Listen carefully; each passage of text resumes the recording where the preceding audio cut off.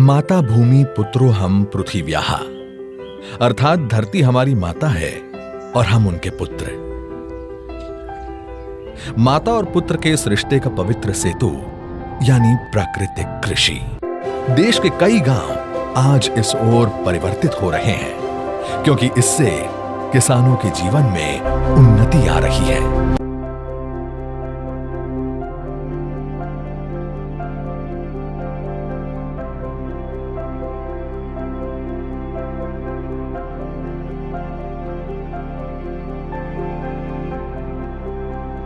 प्राकृतिक खेती विषय कई खबर है काका तमने? तो प्राकृतिक खेती एक एवी खेती है कि जेमां शुं कहेवाय एमां आज जे जनरली जे खेती करवामां आवे रसायण आधारित खेती करवामां, जेमां DAP MOP યુરિયા બધે ફર્ટિલાઇઝર યુઝ કરવામાં આવે એ કે કેમિકલ હોય, આમાં એ કોઈ રસાયણનો ઉપયોગ કરવામાં નથી આવતો.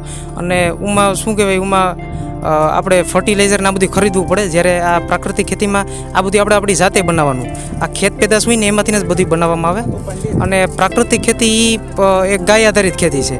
ગાયમાંથી જે ગૌમૂત્ર મળે, એનું છાણ મળે, એમાંથી એના ઘનજીવામૃત, બીજામૃત, અગ્નિઅસ્ત્ર, બ્રહ્માસ્ત્ર એ બધી પ્રવાહી એ બધી બનાવવામાં આવે, એ ખેતીમાં ઉપયોગ કરવાના હોય. અને પ્રાકૃતિક ખેતીમાં કેવું હોય, શરૂઆતમાં ઉત્પાદન કદાચ ઓછું મળે, પણ સમય સાથે એમાં ઉત્પાદન થોડુંક વધારે વધી જાય. અને આમાં જે શું કહેવાય, આમાં જે પૈસા થોડાક વધારે મળે. પ્રાકૃતિક ખેતીમાંથી જે પેદાશ મળે ને એમાંથી પૈસા થોડાક વધારે મળે.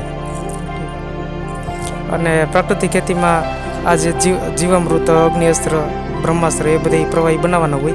અને મિશ્ર પાક કરવામાં આવે અને આચ્છાદન એવું બધું કરવામાં આવે. આચ્છાદન એટલે આ ખેત પેદાશ જે મળે એ ઢાંકી દેવાનું, ઓલું ખેતર ઢાંકી દેવાનું. એટલે શું, ભેજને એ બધી સંગ્રહ થાય અને આમાં જે જીવાણુ ઓલા બધી જે જરૂરી હોય એમાં બધી રહી.